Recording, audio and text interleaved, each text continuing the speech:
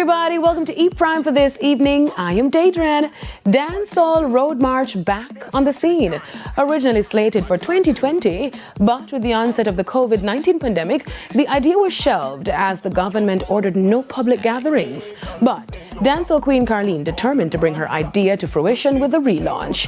Taking a concept from 4 different eras, the Dancehall Queen debuted 4 outfits which are set to turn heads for the inaugural staging come December 26. So each outfit from On the Road March was inspired outfits that I've worn in the 90s. So if you remember the red, you're too young, but the red one, I'm on a slam condom in that exact outfit. In the gold outfit, I'm in Murder, She Wrote, the video with Chakademus and Pliers in that gold outfit. The black one, I went to Utah at the Sundance Film Festival on the snow.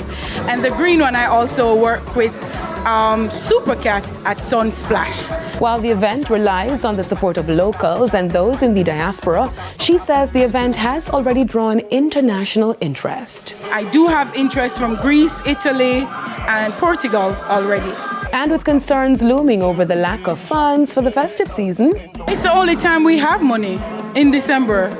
We're Jamaicans. And as it relates to government endorsement, I'll leave that for another interview like the evening news. The event will see performances from Beanie Man, Razor B, Pampute, and Bounty Killer. Now to an E Prime follow-up. Leader of the opposition, Mark Golding, responds to call from dancehall entertainer Ninja Man. Earlier this week, Ninja Man penned a letter asking the government and the opposition leader to throw their support behind him in spearheading a rehabilitation program for those incarcerated. This in an effort to have these individuals successfully reintegrate into society without being a menace. In response, Mr. Golding agreed with the emphasis on the importance of rehabilitating individuals within the prison system, adding that the government should embrace and explore the ideas put forward by Ninja Man as they promote great personal responsibility and self-reliance. Golding went on to commend the artist for the initiative and adds that he is willing to engage in a discussion that can make his vision a reality. Now, unavailable boss Davido gets his own day in Atlanta. The mayor of Atlanta, Andre Dickens, has declared November 18 Davido Day in honor of the Nigerian-American singer born David Adeleke. The mayor and Atlanta City Council declared the day after his headline away festival at the State Farm Arena.